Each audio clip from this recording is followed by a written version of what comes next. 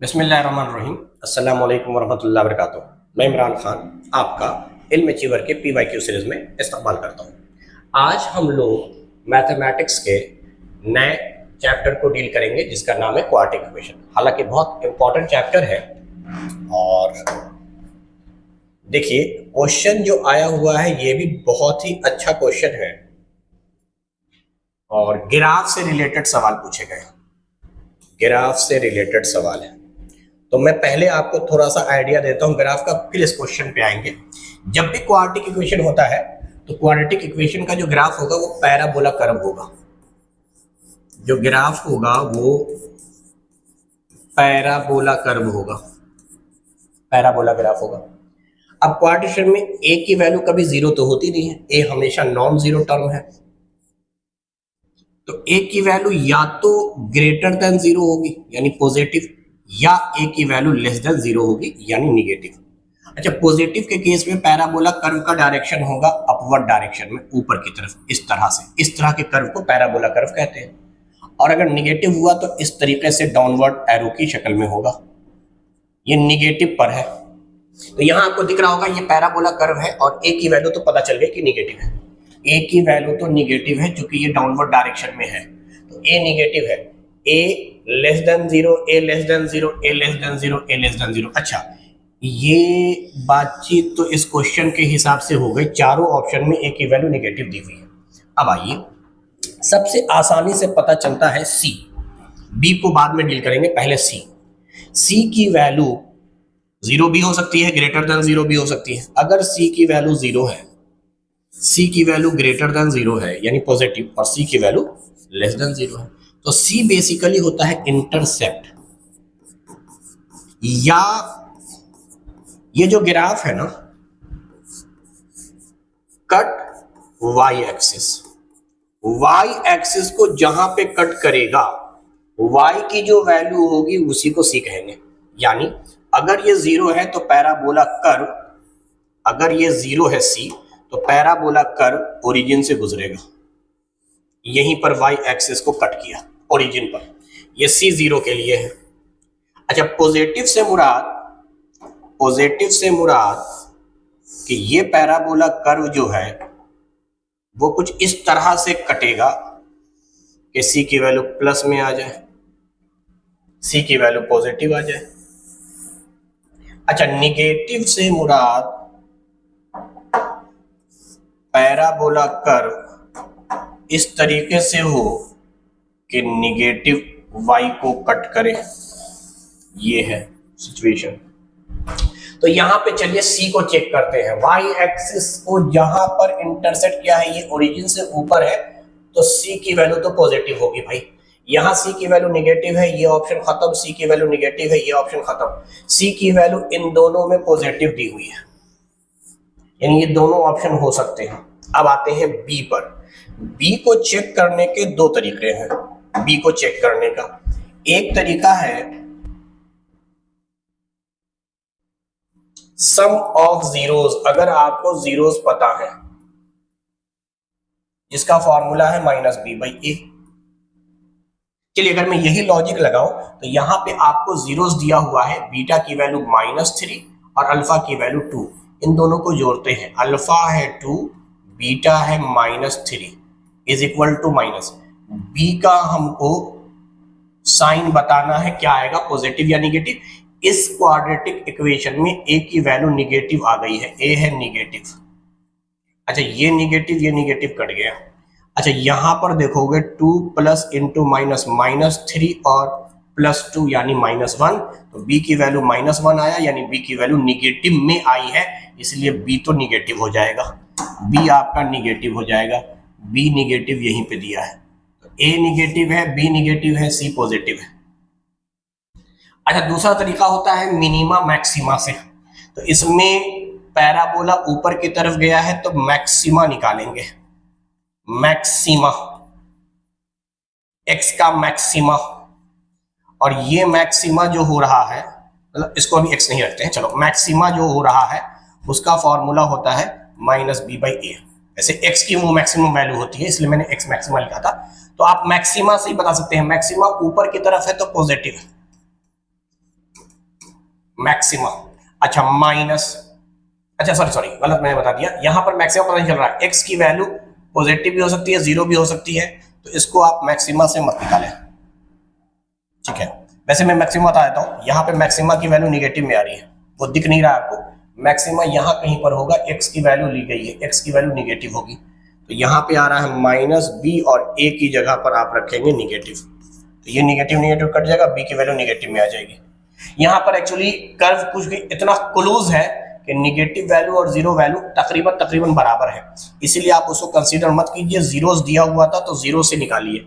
कई बार maxima minima पता होता है, जैसे अगर ग्राफ कुछ ऐसे हो तो पता है ये मैक्सिमा है और मैक्सिमा पर एक्स की वैल्यू माइनस है, या ये मिनिमा है, मिनिमा पर एक्स की वैल्यू निगेटिव है, या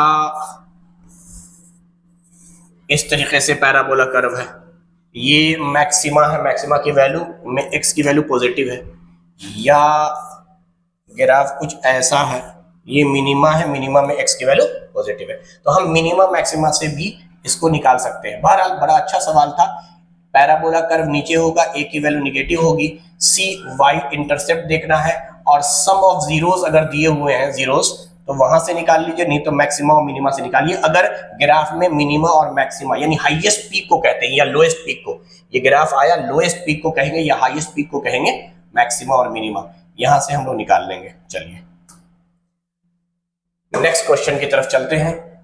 if the zeros of the quadratic polynomial ax square plus bx plus c where c ये ax स्क्वायर है, इक्वल रूट्स हैं, सी ए का साइन अपोजिट होगा, सेम होगा। देखो इक्वल रूट्स पहले समझो,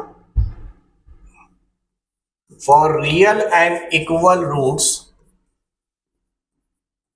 इक्वल रूट्स का मतलब है d की वैल्यू जीरो के बराबर होगी, d डिस्क्रिमिनेंट है जिसका फॉर्मूला होता है B square minus 4ac is equal to zero, तो B square is equal to 4ac।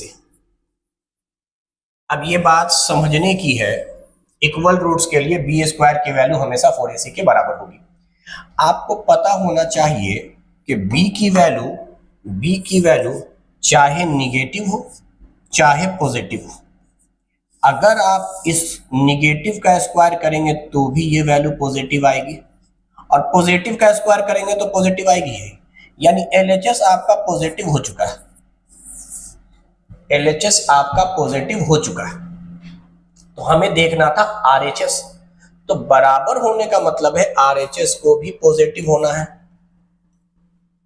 Value के हिसाब से भी और ज्योमेट्रिकल साइन के हिसाब से भी। अगर LHS में b की वैल्यू में निगेटिव रखता हूं तो निगेटिव का स्क्वायर पॉजिटिव रखता हूं तो भी पॉजिटिव, लिहाजा RHS भी पॉजिटिव होना चाहिए, और यहां स्क्वायरिंग नहीं है, यहां मल्टीपल है a और c का, तो a और c दोनों के सेम साइन होने चाहिए, सेम साइन पर ही दोनों निगेटिव होगा तो निगेटिव निगेटिव का प्रोडक्ट पॉजिटिव, और दोनों पॉजिटिव हुए तो भी पॉजिटिव, पॉजिटिव के साथ ये +4 मल्टीप्लाई होगा तो पॉजिटिव ही रहेगा, बस न्यूमेरिकल वैल्यू 4 टाइम्स हो जाएगा। तो कुल मिलाकर यहां ज्योमेट्रिकल साइन के हिसाब से देखें तो सेम साइन होना चाहिए a और c का, b से कोई मतलब नहीं, b निगेटिव रहा तब भी पॉजिटिव रहा तब भी, b से बहस नहीं है, तो a और c का अपोजिट साइन नहीं, अपोजिट साइन पे निगेटिव आवेगा, अगर ये पॉजिटिव है और ये निगेटिव है तो इधर वैल्यू निगेटिव आवेगी, और निगेटिव कभी पॉजिटिव के बराबर नहीं हो सकती, तो अपोजिट साइन तो आप भूल जाए। C and A have same sign, the correct answer is option C। B से कोई ताल्लुक ही नहीं है, B का साइन कुछ भी रखो कोई फर्क नहीं पड़ता, तो ये है इक्वल रूट्स की कहानी।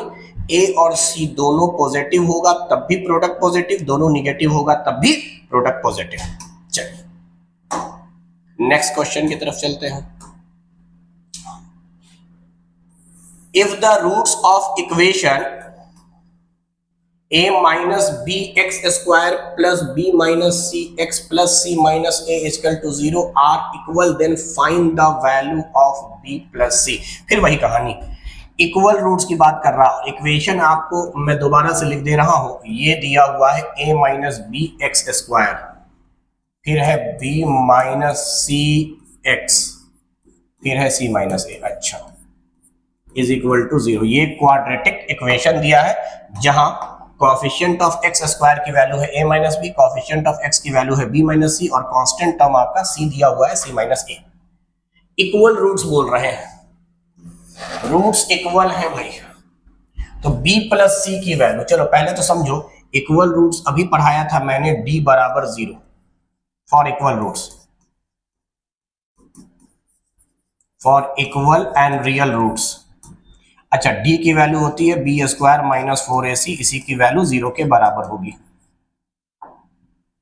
अब हम लोग इस एक्सप्रेशन से b की वैल्यू लिखेंगे b minus C, coefficient of x को b कहते हैं, तो यहाँ कोएफिशिएंट ऑफ x यानी b दिया हुआ है b माइनस सी, इस पर होल स्क्वायर माइनस 4, a कह रहे हैं कोएफिशिएंट ऑफ x स्क्वायर जो दिया हुआ है a माइनस बी, और c कह रहे हैं कांस्टेंट टर्म जो दिया हुआ है c माइनस ए, इसकी वैल्यू 0 के बराबर है।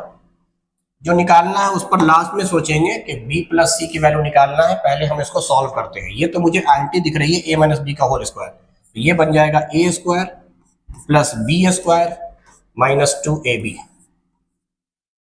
अच्छा, पहले इनको सॉल्व कर लेते हैं, तो a से c में मल्टीप्लाई होगा ac, a में a से मल्टीप्लाई होगा minus a square, okay, b से c में मल्टीप्लाई होगा माइनस bc, और b और a मल्टीप्लाई होगा plus ab, is equal to 0। चलिए, ये है B square C square minus 2bc, minus 4 से मल्टीप्लाई कीजिए माइनस 4ac या ca, minus minus plus 4a square, minus minus plus 4bc और minus 4ab is equal to 0। चलिए, यहां के बाद इधर देख रहे हैं, इसमें कोई चीज कॉमन मिल रही है, बी स्क्वायर एक ही बार है तो बी स्क्वायर, सी स्क्वायर भी एक ही बार है तो सी स्क्वायर, सारे स्क्वायर को एक तरफ लिखते हैं, 4a स्क्वायर, सारे स्क्वायर वाले टर्म्स हम लिख चुके, B square C square 4a square. अच्छा, 2bc है प्लस 4bc है, इसका मतलब ये हो रहा है प्लस 4 और माइनस 2 ऐड होके हो गया प्लस 2bc, माइनस 4ac और यहां पे है minus 4ab is equal to 0। देखिए, ये आइडेंटिटी के तौर पे बन रहा है, जहां a square B square C square है, 2ab है 2bc है 2ca है, ये फॉर्मूला होता है ए बी सी के होल स्क्वायर का, बीच में साइन लगाएंगे प्लस माइनस जो भी, तो यहाँ स्क्वायर तो b निगेटिव रहा तब भी पॉजिटिव होगा, c निगेटिव रहा तब भी पॉजिटिव होगा, इसको हम ऐसे सोचते हैं, ये जरूर 2a रहा होगा, इसी का होल स्क्वायर है। अच्छा, अब देखो b और c का साइन सेम रहेगा इसीलिए प्रोडक्ट प्लस आया है, b और c दोनों प्लस में रहा था इसीलिए इसका प्रोडक्ट प्लस 2b और c आया, माइनस a और c का साइन अपोजिट है, तो c अगर प्लस है तो a निगेटिव होना चाहिए, c अगर प्लस है तो a निगेटिव होना चाहिए, तो ये फॉर्मूला आ गया 2 a की जगह पर माइनस 2a और c की जगह पर c, फिर माइनस, सॉरी ये प्लस हम लगा रहे हैं समझाने के लिए, फिर प्लस 2 a की जगह पे माइनस 2a और b, सही बात है, तो a square B square plus c square plus 2ab 2bc 2ca equal to 0। तो अगर आप गौर से देखें तो ये फॉर्मूला जो है ना वो आपको बता रहा है b plus C plus minus 2a का whole square is equal to 0। अच्छा, प्लस इंटू माइनस माइनस हो जाएगा, ये फॉर्मूला है b प्लस सी माइनस 2a का होल स्क्वायर, स्क्वायर उधर जाएगा अंडर रूट हो जाएगा, तो b प्लस सी की वैल्यू इजिली निकल गई 2a, b प्लस सी ही आपको निकालना था, तो b प्लस सी की वैल्यू है 2a। क्वेश्चन को सॉल्व करना पड़ा, इक्वल रूट्स थे, d की वैल्यू 0 है, d की वैल्यू आप निकालिए B square minus 4ac, b coefficient of x होता है, रख के स्क्वायर कीजिए, फिर 4ac लिखिए। इसमें से देख लीजिए ये टर्म कॉमन था bc और bc वाला, बाकी सब अलग अलग थे, और ये बता रहा है 3 चीज पर स्क्वायर है, तो मुझे याद आया ए बी सी के होल स्क्वायर का फॉर्मूला, उसी पैटर्न पर लिख दिया। बस साइन देखना है, एक जगह प्लस है तो बी और सी का ज्योमेट्रिकल साइन सेम होगा, दोनों पॉजिटिव में होंगे या दोनों नेगेटिव में होंगे। यहां पर देखिए ए और सी का साइन अपोजिट होगा, तो सी अगर पॉजिटिव माना है तो ए नेगेटिव होगा, इसलिए यहां लिखा। बाकी सॉल्व कर लेंगे, बन जाएगा। चलिए नेक्स्ट क्वेश्चन की तरफ चलते हैं। The equation has real roots. अच्छा, रियल रूट्स की मतलब रियल रूट्स के माने हो गए कि डिस्क्रिमिनेंट की जो वैल्यू है वो ग्रेटर और इक्वल टू 0 है, तभी रियल रूट्स होंगे। रियल रूट्स दो तरह के होते हैं, अनइक्वल हुए तो डी ग्रेटर देन 0 और इक्वल हुआ तो डी इक्वल टू 0। तो डी का मतलब है B square minus 4ac should be greater than और इक्वल टू 0। चलिए बी क्या है, इक्वेशन में x का जो कोएफिशिएंट है वो b है, तो 3 का whole square minus 4।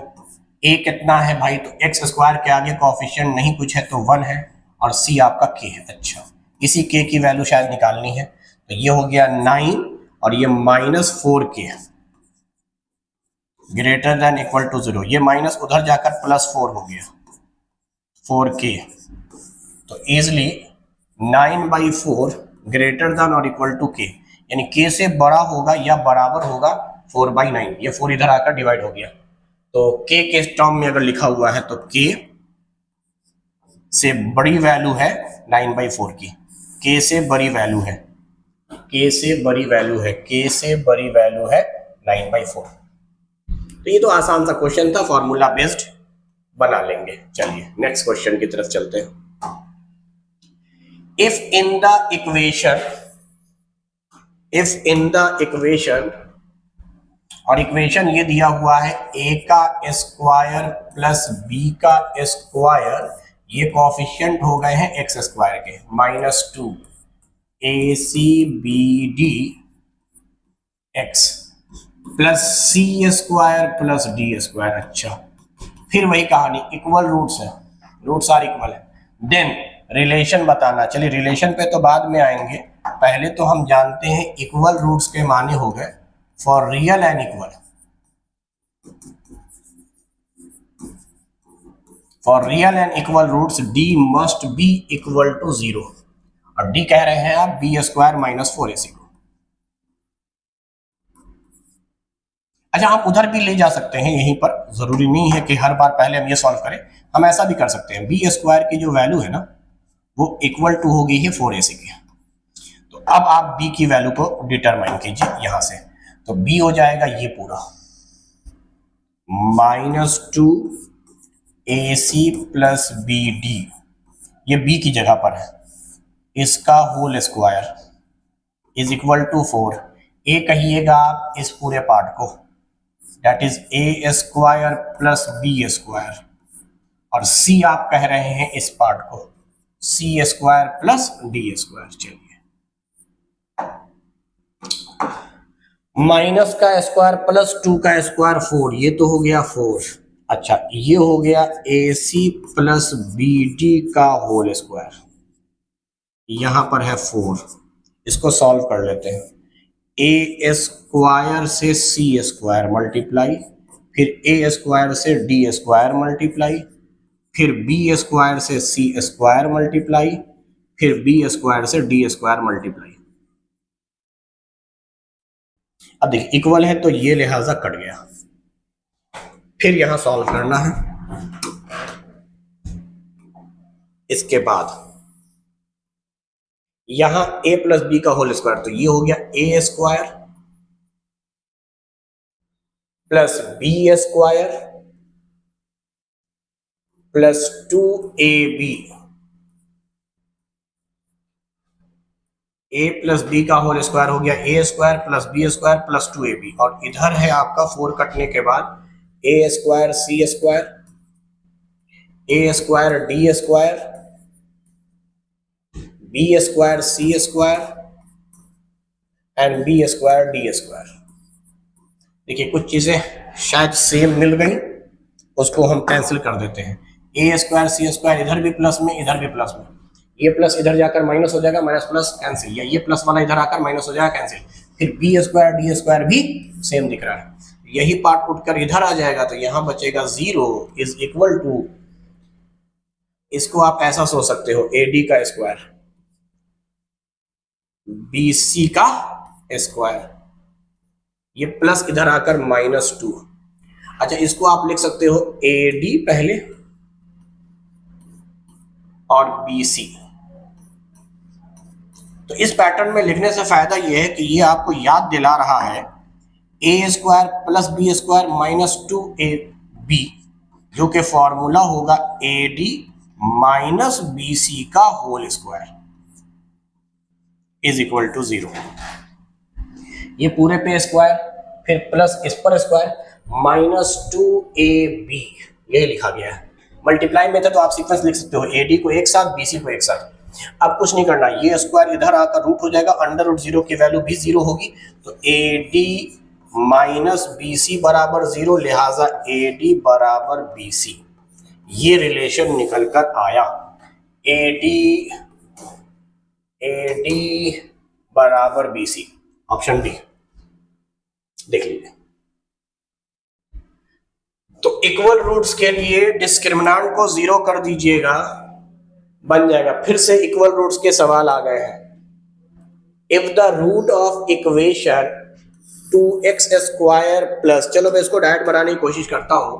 Equal roots के माने होते हैं b स्क्वायर की वैल्यू 4ac के बराबर होगी, तो b स्क्वायर यहां से हो गया k का whole square is equal to 4। a की जगह पे लिखेंगे 2 और c की जगह पे लिखेंगे 3, तो k बराबर हो जाएगा √4 × 2 8, 8 × 3 24। हालांकि 24 सॉल्व हो सकता है, यहीं इस 4 को निकाल दोगे 2√6 प्लस माइनस में, रूट से पहले प्लस माइनस होता है, तो आंसर है प्लस माइनस √24। हाँ ये सही है, +6 गलत, -6 प्लस। अच्छा इसको सॉल्व ही नहीं किया था, यहीं पे लाके आंसर दे दिया है। हालांकि ऑप्शन के अकॉर्डिंग तो ये हुआ, लेकिन बेहतर तरीका ये है कि जितना रूट के अंदर की चीज सॉल्व हो सकती है उसको सॉल्व करके लिखेंगे। तो ये बहरहाल आंसर हो गया इक्वल रूट्स के लिए। चलिए नेक्स्ट क्वेश्चन की तरफ चलते हैं। If one of the zeros of polynomial is reciprocal, देखो एक रूट अगर दूसरे रूट का रेसिप्रोकल है तो इसके प्रोडक्ट की वैल्यू हमेशा 1 आएगी। यानी अपने मन से अगर माने one of the root is alpha, और अल्फा का रिप्रेजेंटेशन हम मान रहे हैं कि इसके रूट्स की वैल्यू p है, और बीटा जो होगा वो अल्फा का रेसिप्रोकल है। अपने मन से ये माना, let us assume the zeros are p and 1/p, तो रूट्स एक दूसरे के रेसिप्रोकल है। One of the zero is reciprocal of other, ये दोनों जीरोस एक दूसरे के रेसिप्रोकल हैं। तो अगर रेसिप्रोकल है तो प्रोडक्ट की वैल्यू हमेशा 1 आवेगी, और प्रोडक्ट होता है c/a, तो प्रोडक्ट p × 1/p, देखो ये 1 ही आया।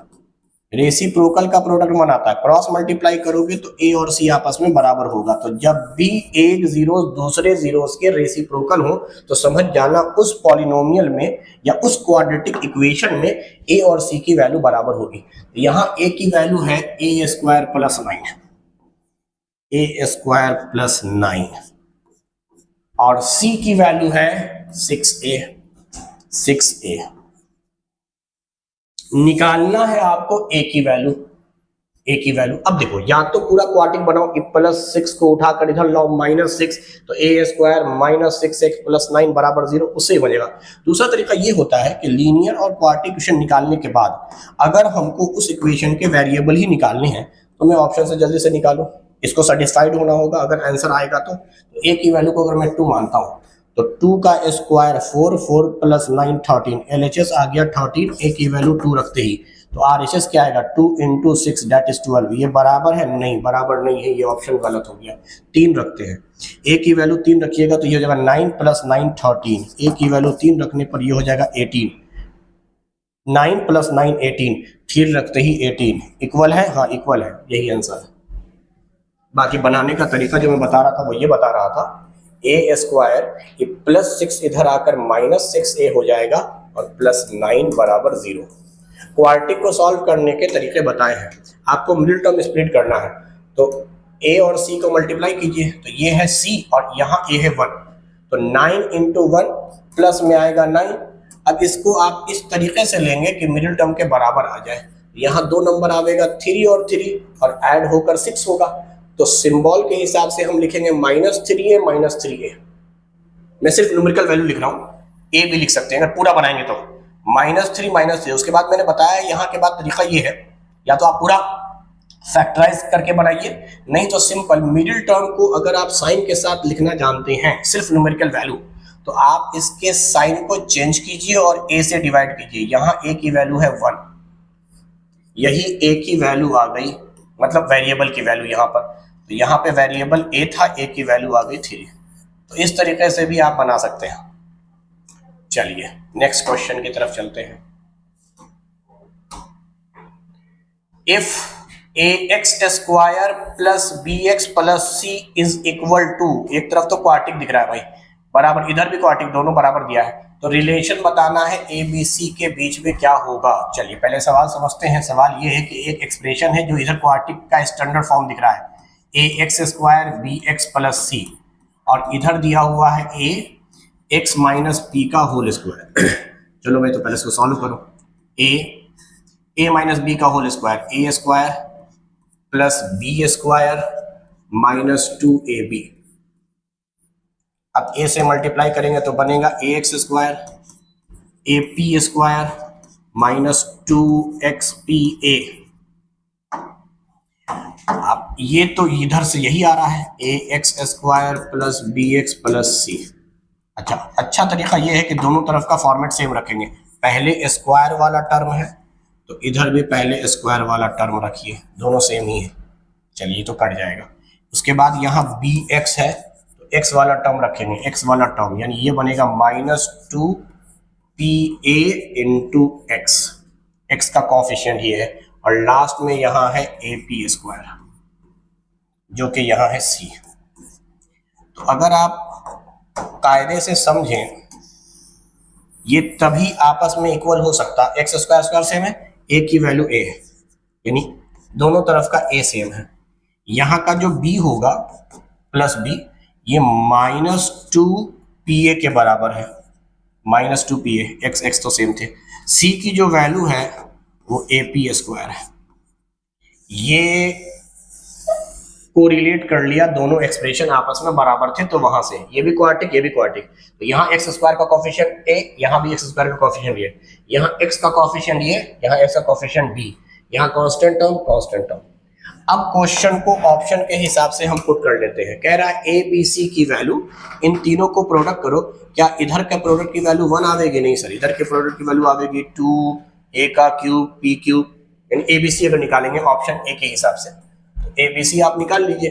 तो a की जगह पर a ही रखेंगे, b की जगह पर -2pa रखेंगे और c की जगह पर ap² रखेंगे। 1 तो नहीं आया लेकिन देखना चाह रहे हैं क्या आया, तो -2, a की वैल्यू 1 2 3 बार मल्टीप्लाई होकर a क्यूब p² और p क्यूब, ये आया, 1 नहीं आया। b का स्क्वायर कर दो दूसरे ऑप्शन के अकॉर्डिंग, b का स्क्वायर कर दो भाई। b का स्क्वायर करोगे तो b की वैल्यू है -2pa, इसका होल स्क्वायर हो जाएगा तो यह आएगा प्लस में 4p² a²। क्या दिया हुआ है? ac, इसकी वैल्यू क्या ac है? अच्छा ये भी देख लेते हैं, a और c मल्टीप्लाई करोगे तो आएगा a² p², यानी ये आएगा 4ac या c है, क्योंकि आप इसको लिख सकते हो ap का a और p ap² इस तरीके से। तो मैं समझाने के लिए चलो बता देता हूं तुमको, तुम ऐसा लिख सकते थे इसको 4a p² और फिर a। अच्छा ये वैल्यू है आपकी c और a की वैल्यू तो a है, तो 4ca, जबकि यहां सिर्फ ca बोला है या ac बोला है, ये ऑप्शन भी गलत है। तो b² बराबर 4ac, ये ऑप्शन सही हो गया मेरे ख्याल से। देखिए b का आपने स्क्वायर किया, ये वैल्यू ये आई 4ac के बराबर। या दूसरा तरीका ये है कि आप LHS RHS दोनों अलग अलग सॉल्व कीजिए। देखिए LHS में आप ले रहे हो b² और RHS में आप ले रहे हो 4ac। चलो, तो बी स्क्वायर की वैल्यू तुम क्या लोगे, बी स्क्वायर की वैल्यू तुम लोगे बी का होल स्क्वायर यानी -2 पी ए का होल स्क्वायर, क्या बन गया भाई 4 पी स्क्वायर ए स्क्वायर। एलएचएस की वैल्यू ये आई, आरएचएस में आओ 4 ए की जगह पर तो ए ही रहेगा, सी की जगह पर ए पी स्क्वायर आएगा, ये आ गया 4 ए स्क्वायर पी स्क्वायर, दोनों सेम चीज है, दोनों सेम चीज है। सी की वैल्यू रख दीजिए, ए की वैल्यू रख दीजिए और सॉल्व कर लीजिए, दोनों सेम चीज है, लिहाजा सी is the correct answer.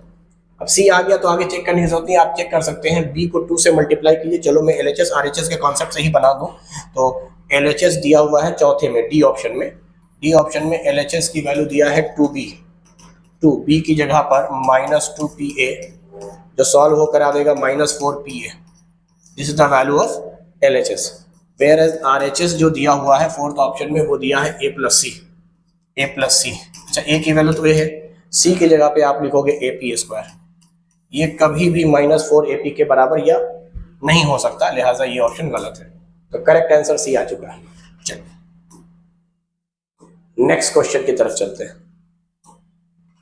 The root of quadratic equation, equation दिया हुआ है 25x square plus 20x plus 7 बराबर 0, no roots, no real roots, real, इसका मतलब आपको डिस्क्रिमिनेंट निकालना है। डिस्क्रिमिनेंट नेचर को एक्सप्लेन करता है, डिस्क्रिमिनेंट की वैल्यू का फॉर्मूला पढ़ाया है B square minus 4ac।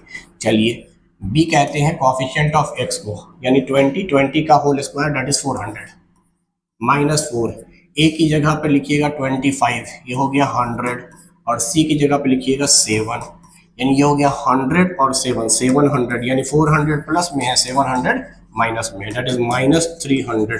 Discriminant चूंकि निगेटिव में है, लेस देन 0 है, तो ये अनरियल रूट्स है, इमेजिनरी रूट्स, अनरियल रूट्स है, रियल एंड इक्वल नहीं, नो रूट्स ये सही हो सकता है, नो रियल रूट्स सबसे बेहतर ये है, रियल एंड इक्वल नहीं। रियल एंड इक्वल का मतलब है डी की वैल्यू 0, रियल एंड अनइक्वल का मतलब है डी की value greater than 0, greater than 0, और जो सही जवाब है no real roots, D is less than 0 या निगेटिव। नो रूट्स का मतलब ये हो गया कि ये क्वाड्रेटिक होगा तो इसके रूट्स तो होंगे, नो रूट्स का मतलब हो गया कि भाई रूट्स निकलेगा ही नहीं, तो ऐसा नहीं, रूट्स निकलता है, रियल रूट्स और अनरियल रूट्स, या तो रियल होगा, रियल नहीं है तो अनरियल रूट्स है, तो करेक्ट आंसर था option B, no real roots. चलिए नेक्स्ट क्वेश्चन की तरफ चले। The squared difference of zeros of quadratic polynomial x square plus px plus 45 is equal to 144, the value of p is, देखो square difference के माने ये हैं, इनके जीरोस अगर हमने अल्फा बीटा माने तो इनका डिफरेंस करने के बाद आप स्क्वायरिंग कीजिए, इसी की वैल्यू दिया हुआ है 144। अब देखो अगर आइडेंटिटी का इस्तेमाल कर रहे हो, आइडेंटिटी का इस्तेमाल करोगे तो डिफरेंस के स्क्वायर का फॉर्मूला आप सम पर निकाल सकते हो, यहां भी अल्फा स्क्वायर, यहां भी अल्फा स्क्वायर, यहां भी बीटा स्क्वायर, यहां भी बीटा स्क्वायर, यहां पर आया है -2 अल्फा बीटा, यहां +2 अल्फा, +2 को -2 अल्फा बीटा बनाने का मतलब है -4 अल्फा बीटा ऐड कर दीजिए इसमें, तो अब ये पूरा एक्सप्रेशन इसके बराबर हो गया, तो ये समझिए ये वैल्यू आपको 144 दी हुई है। अल्फा प्लस बीटा आप -b/a निकालेंगे, तो अगर एक्सप्रेशन आपके पास है तो -b की वैल्यू हो गई -p और डिवाइड बाई a यानी 1 का whole square -4, alpha into beta product होता है c/a 45/1, तो ये हमारा सॉल्यूशन आ गया 144 डिवाइड बाई माइनस का स्क्वायर प्लस p का square p square minus 4 into 5 20, 2 16 और 2 18, माइनस 180 इधर जोड़ दो तो p स्क्वायर की वैल्यू हो गई 180, जोड़कर 180 प्लस 144 324, तो p की वैल्यू हो गई √324, रूट से पहले प्लस माइनस का साइन होता है और ये 18 का परफेक्ट स्क्वायर होता है, तो p की वैल्यू आइदर पॉजिटिव और निगेटिव 18 है, 22, अच्छा ऑप्शन डी है। चलिए नेक्स्ट क्वेश्चन की तरफ चलते हैं।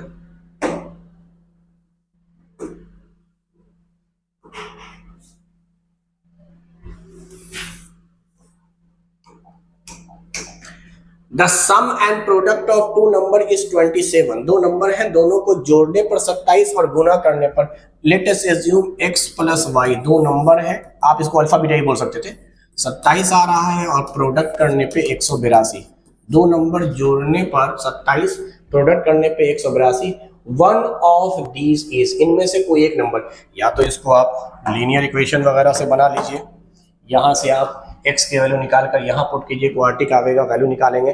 दूसरा तरीका मैं ऑप्शन से निकालता हूं, खुद से सोचिए लॉजिकली, आपसे एक नंबर बोल रहा है, यानी x y में से कोई एक, अगर एक नंबर 18 है, लेट अस अज्यूम ये वाला एक्सप्रेशन में ले रहा हूं, ऑप्शन ए के अकॉर्डिंग x की वैल्यू अगर 8 है तो y की वैल्यू हो जाएगी 19, तभी तो इन दोनों नंबर का सम 27 होगा। अगर पहला नंबर 10 है तो दूसरा नंबर जरूर 17 रहा होगा, तभी तो इन दोनों का सम 27 है। अगर एक 12 है तो दूसरा 15 रहा होगा, तभी तो इनका सम 27 है, और अगर 14 है तो 13 होगा, तभी तो 27 है। तो अगर आपको सम की वैल्यू दे दे और उसमें से कोई एक नंबर पूछे, तो इसका मतलब एक नंबर नोन है, दूसरा 27 में से घटाकर निकालेंगे, एक 8 है, दूसरा 27 में से 8 घटाकर 19, एक 10 था, 27 में से 10, इस तरह से हमने दो नंबर निकाल लिए। अब क्वेश्चन आसान है, इन दोनों को प्रोडक्ट करो 182 आवेगा, तो 19 को 8 से मल्टीप्लाई करने पर 182 थोड़ी आता है, 10 और 17 को मल्टीप्लाई करने पे थोड़ी आता है, ये तो इसको तो यूनिट डिजिट से भी देख लेंगे, यूनिट डिजिट से भी 5 और 2 मल्टीप्लाई होगा, 0 आवेगा, यूनिट डिजिट 2 है, 14 इंटू 13 182 होता है भाई, तो करेक्ट आंसर तो यही हो गया। एक तरीका ये है ऑप्शन वाला, बाकी तो बनाने का तरीका मैंने बता दिया कि अगर कोई कहे कि सर यहाँ से हम y की वैल्यू निकाल ले तो 182 डिवाइड बाई x आवेगा, इसमें सब्स्टिट्यूट कर दो, x को x रहने दो, y की जगह पर 182 डिवाइड बाई x कर दो इज इक्वल टू 27, एलसीएम ले लो, x square plus 182 is equal to 27, तो x square plus 182 is equal to 27x, उठाकर इधर ले आओ, क्वाड्रेटिक इक्वेशन बन गया। यहां से सॉल्व करके x की वैल्यू निकालो, दो आंसर आवेगा, उसके बाद उस x की वैल्यू को या तो यहां पुट कर दो या यहां पुट करके y निकाल दो, उसमें से देखो कौन सा ऑप्शन दिया हुआ है, x की वैल्यू या y की वैल्यू, कोई एक ही पूछा है, कोई एक ही वैल्यू दिया हुआ होगा, तो ये तरीका है। बाकी ऑप्शन से ज्यादा आसान होता है, लीनियर क्वाड्रेटिक इक्वेशन के कई क्वेश्चन ऑप्शन से भी बना दिए जाते हैं। चलिए नेक्स्ट क्वेश्चन की तरफ चलते हैं। ये भी अच्छा सवाल है और ग्राफ से इसको हम ट्राई करते हैं, निगेटिव और पॉजिटिव वैल्यू जब पूछे एक तो हुआ कि ऑप्शन पुट करेंगे, उसमें टाइम बर्बाद करने से अच्छा है आप सोचो, ये निगेटिव पॉजिटिव बाद में देखता हूं, ये हमारे पास एक एक्सप्रेशन दिया हुआ है P square minus 5p plus 6। अब देखिए पहले सवाल में मैंने ग्राफ बनाया था, मैं इसको ग्राफ से बनाऊंगा, लेकिन मैं पहले चाह रहा हूं इस पॉलिनोमियल या इस क्वाड्रेटिक इक्वेशन को सॉल्व करो, तो यहां पर p की वैल्यू देखो क्या आएगी, जो मैंने ट्रिक बताया था उसी से बनाता हूं, ये चलो इसको पूरा बनाता हूं, सॉल्व करता हूं। तो पी स्क्वायर, क्या a और c का प्रोडक्ट प्लस 6 आ रहा है, 6 का मतलब है दो नंबर इस तरह से लेना है कि इनको जोड़ने पर मिडिल टर्म आ जाए, तो -2p माइनस 3p प्लस 6। वैसे ट्रिक से मैं बताता तो मैं यहाँ पे सिर्फ -2 और -3 लिखता, और फिर मैंने कहा था साइन चेंज करके a से डिवाइड करेंगे, तो -2 बन जाता +2, a तो था 1, यानी 2 और 3 ही आंसर आएगा। उस ट्रिक से अगर देखो तो सिर्फ मैं p लिखता हूँ, सिर्फ न्यूमेरिकल वैल्यू -2 -3, दो मिडिल टर्म है, दोनों का साइन चेंज करके a से डिवाइड कर दो। चलो ये हमारे पास, इसको इक्वेशन की शक्ल बना लेते हैं, ये हमारे पास आ गया, यहां से p कॉमन निकाल लें, क्या p कॉमन निकाल लेंगे तो यहां बचेगा p -2, यहां से -3 कॉमन निकाल लें, क्या p -2 बराबर 0। तो ये हुआ फैक्टराइजेशन मेथड, जिसमें इसको अगर 0 के बराबर करोगे तो p की एक वैल्यू आवेगी 2 और दूसरी वैल्यू आवेगी 3, जो मैंने शुरू में ही कहा कि 2 और 3 ही आंसर आ रहा है। अब सुनो मैं समझाना क्या चाह रहा हूं, हम इसका ग्राफ प्लॉट करेंगे, ये ग्राफ प्लॉट करेंगे, मान लो ये 1 है, ये 2 है, ये 3 है, ये 4 है, ऐसे ही रफली, इधर वैल्यू निगेटिव में आ रहा है, इधर वैल्यू पॉजिटिव में आ रहा है, इधर वैल्यू निगेटिव में आ रहा है, इस तरीके से, और इधर वैल्यू पॉजिटिव में आ रहा है। चलिए अब देखिए, ए की वैल्यू इस एक्सप्रेशन में पॉजिटिव है, इस एक्सप्रेशन में ए की वैल्यू जो है वो आपकी पॉजिटिव है और सी की वैल्यू पॉजिटिव है, और दो रूट निकल गए हैं अल्फा और बीटा। तो ये है आपका अल्फा और ये है आपका बीटा और सी है ये। तो आपको एक ऐसी लाइन ड्रॉ करनी है जो ऐसे जाए। अब मुझे नहीं मालूम नीचे कितना तक गया है, लेकिन चलिए, ग्राफ ए का पॉजिटिव आना अपवर्ड डायरेक्शन में पैराबोला होता है और सी इंटरसेप्ट है जो कि प्लस में 6 है, तो वाई एक्सिस को पॉजिटिव में काटेगा।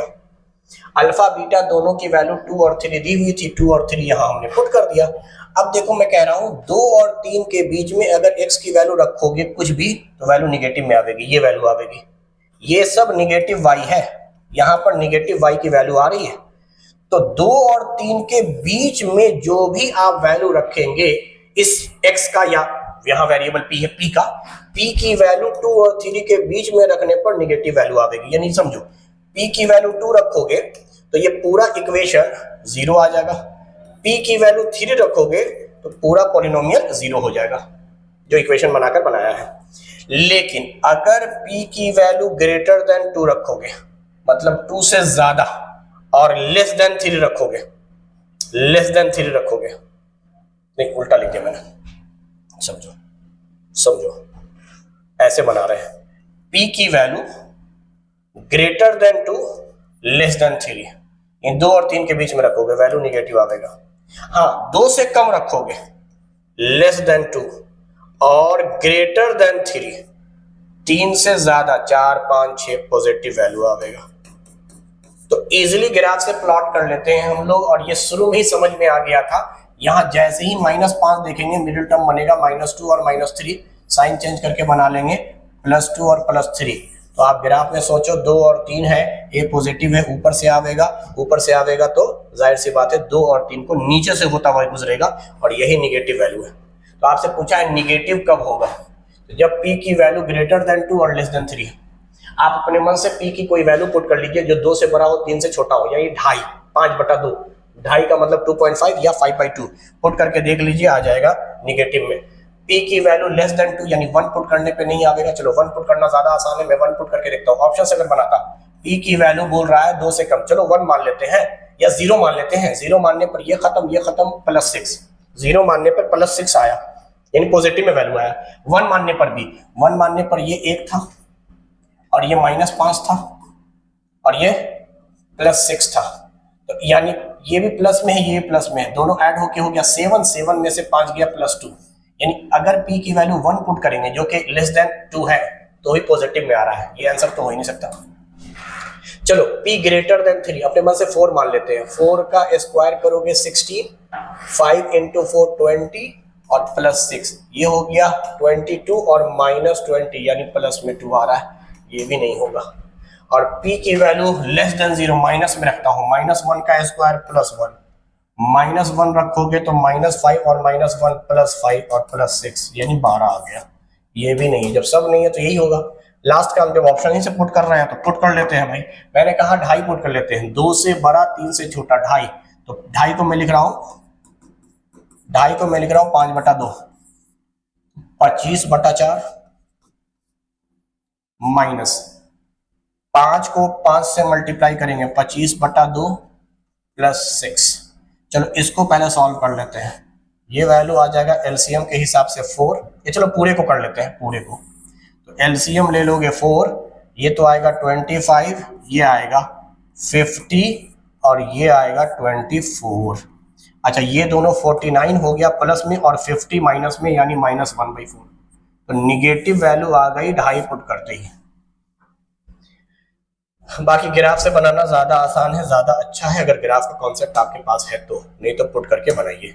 Next question, the altitude of right angle triangle, altitude कहते हैं हाइट को, ये है right angle triangle.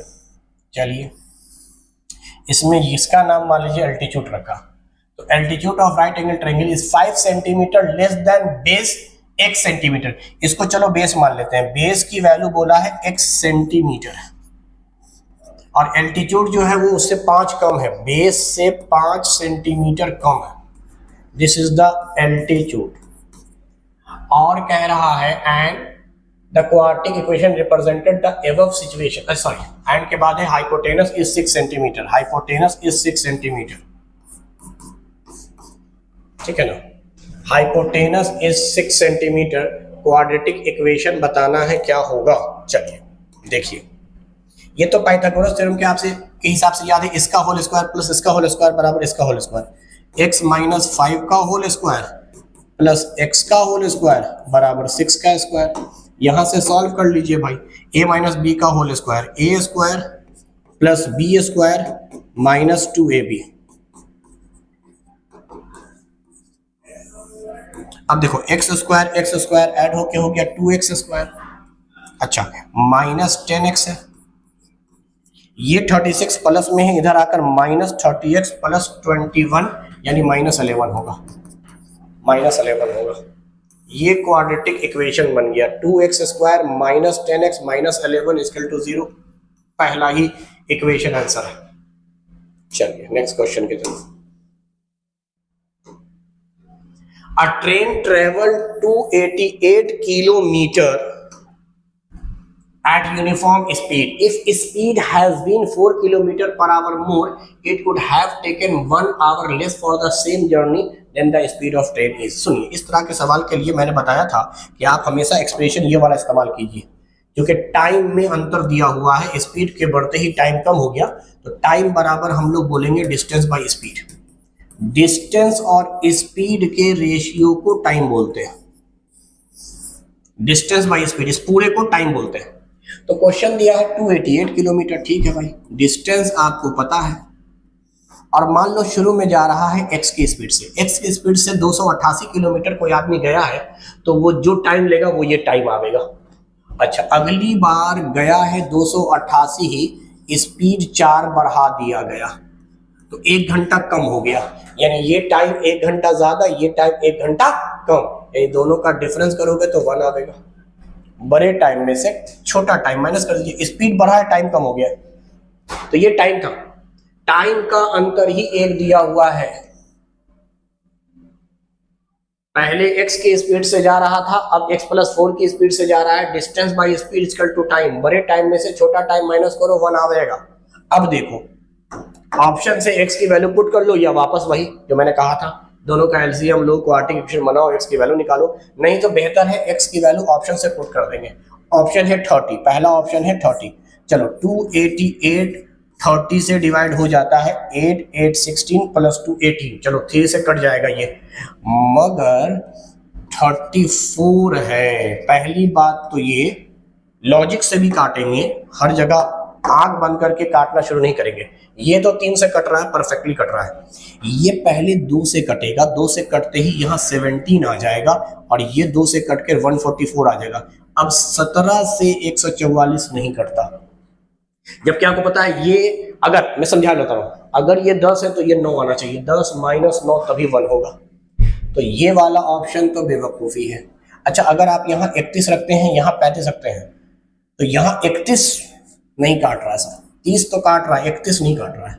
C option जरा सोचते हैं, 288 बटा 32, 32 2 के मल्टीपल में है, हो सकता है 288 बटा, अच्छा 4 जोड़ देंगे ना, 32 और 4 36, देखते हैं इनका डिफरेंस आ रहा है कि नहीं आ रहा। मेरे ख्याल से आ जाना चाहिए, क्योंकि ये भी कटता हुआ दिख रहा है, ये भी। चलो इसको पहले हम जानबूझकर काट रहे हैं 16 से, 16 दूनी 32, 28 था, 16 एकाही 16, यहाँ बचा 12, 128 हो गया, 16 8, फिर 2 से काट दो, 2 9, ये पूरी तरह से 9 मरतबा हम कट गया, डायरेक्ट भी काट सकते थे, 2 9 18, हाथ में रहा 1, 27 और 1 28, सही बात है।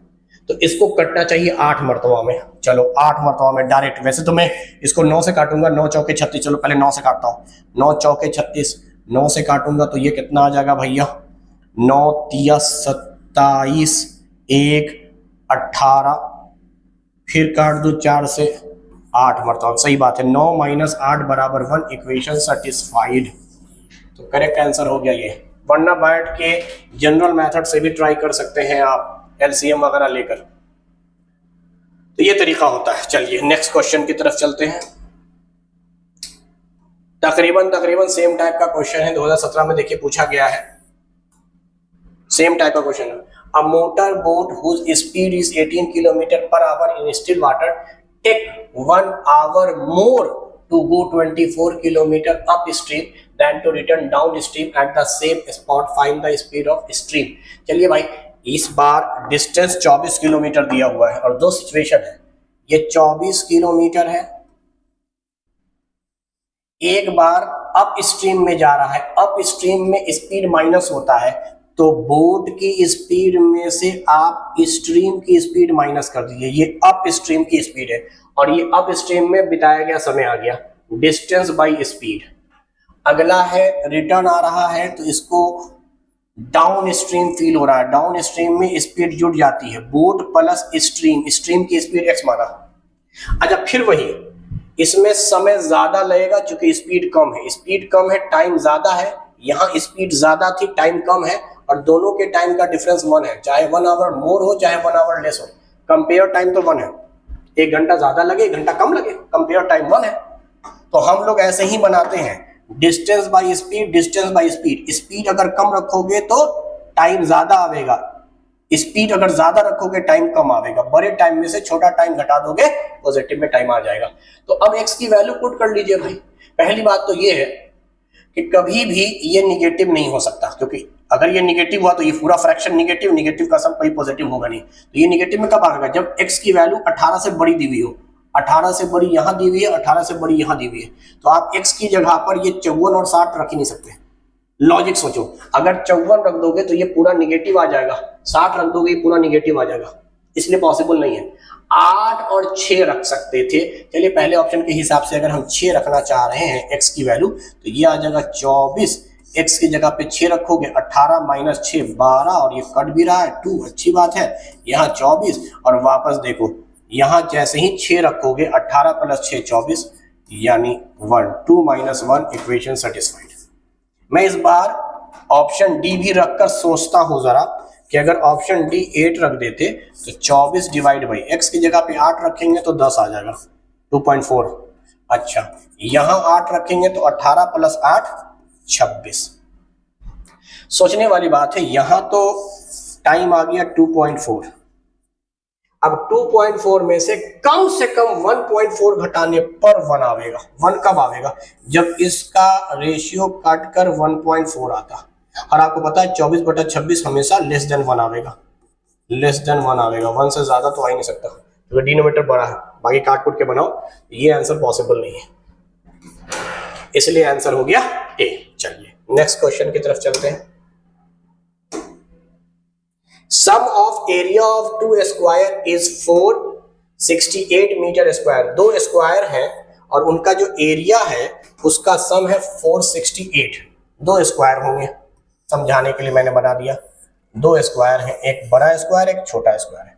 चलिए इस स्क्वायर के हर साइड को हमने ए नाम दे दिया, इसके हर साइड का नाम बी रख दिया। The difference of their perimeter. अच्छा, इसका एरिया तो हो जाएगा भैया ए स्क्वायर, इसका एरिया हो जाएगा बी स्क्वायर, इसका पेरीमीटर अगर आप निकालेंगे तो वो होगा 4a और इसका पेरीमीटर हो जाएगा 4b। क्या बोल रहा है, एरिया का सम। एक्सप्रेशन से पहले सोचें, इसकी साइड अगर a है तो इसका एरिया था ये, इसका एरिया ये था। क्वेश्चन में कह रहा है एरिया का सम दिया हुआ है 468 मीटर स्क्वायर और पेरीमीटर का डिफरेंस, बड़े वाले स्क्वायर में से छोटे वाले स्क्वायर के पेरीमीटर को घटाएंगे तो डिफरेंस आएगा 24। साइड ऑफ लार्जर यानी ए निकालने को कह रहा है, ए निकालने को कह रहा है। चलिए यहीं से हम सोचते हैं कि अगर हम यहाँ से 4 कॉमन ले लें तो a माइनस बी की वैल्यू हो जाएगी 6, a निकालना है तो a की वैल्यू हो जाएगी b प्लस 6। यानी बड़ा साइड छोटे साइड से 6 बड़ा है, यही मतलब हो रहा है। बड़ा साइड अगर दिया है, छोटा निकालना, 6 घटा के निकाल लो। तो मैं कोशिश करता हूं, वैसे तो मैं वापस इसको ऑप्शन से बनाऊंगा, लार्जर साइड निकालना है, the side of larger square in metre. ठीक है, मीटर में ही आएगा। तो सुनिए मैं क्या बता रहा हूं, ऑप्शन में लार्जर यानी ए की वैल्यू दी हुई है। अगर ए की वैल्यू 18 है, अगर ए की वैल्यू 18 है तो बी की वैल्यू हो जाएगी 6 कम करके 12। अच्छा, अगर ऑप्शन बी के अकॉर्डिंग ए की वैल्यू 16 दिया है तो बी की वैल्यू हो जाएगी 10। 6 कम होगा, 6 कम होगा, ये 8 और ये 6 कम यानी 12। ए आपको दिया हुआ है, ए इज द लार्जर साइड, तो छोटा साइड क्या होगा, बी निकालना होगा, 6 कम कर देंगे। अच्छा, ये क्यों बताया सुनिए। अब एरिया निकालिए और यूनिट डिजिट से कोशिश करेंगे। वैसे तो मैं डायरेक्ट स्क्वायर कर सकता हूं, अगर किसी स्क्वायर का साइड 18 है तो इसका एरिया हो जाएगा 18 का होल स्क्वायर दैट इज 24, और साथ में अगर छोटे वाले स्क्वायर का साइड 12 है तो इसका एरिया हो जाएगा 12 का स्क्वायर 144। दोनों को जोड़ लीजिए भाई, 4 4 8, 4 और 2 6, 3 और 1 4, दिस इज द आंसर। बाकी क्यों नहीं होगा वो चेक करते हैं। इसका एरिया हो जाएगा 256, 16 का स्क्वायर, और 10 का होता है 100, दोनों का सम कीजिएगा 356 होगा, जबकि ये 468 है। अगर साइड 14 है तो इसका स्क्वायर हो जाएगा 196 और 8 का हो जाएगा 64। चलिए जोड़िए, 6 4 10, यूनिट डिजिट पे ही नहीं आया, यूनिट डिजिट 0 आ रहा है। इसका स्क्वायर करेंगे 144, इसका स्क्वायर करेंगे 36, फिर यूनिट डिजिट 0 आ रहा है, और वैसे ये 468 नहीं हो रहा। तो एक तरीका ये है। दूसरा तरीका ये है, जो जनरल मेथड था वो ये था कि सर पेरीमीटर के डिफरेंस से आपने रिलेशन निकाल लिया साइड का, ए की जगह b+6 इसमें पुट कर दीजिए। तो ए की जगह पे आप पुट कीजिएगा b+6, यहाँ ए पे स्क्वायर था तो स्क्वायर प्लस बी स्क्वायर बराबर 468 क्वाड्रेटिक बनेगा, सॉल्व कर लेंगे। चलिए, ऑप्शन से ज़्यादा आसानी से बन गया, इसलिए हम लोग नेक्स्ट क्वेश्चन की तरफ बढ़ते हैं। चलिए, मेरे ख्याल से क्वाड्रेटिक में इतनी ही सारी बातचीत है और हम लोगों ने क्वाड्रेटिक इक्वेशन को डील कर लिया। तो अब हम लोग नेक्स्ट क्लास में मिलेंगे और इसके आगे के चैप्टर को डिस्कस करेंगे। चलिए, आज के लिए इतना ही। Thank you very much.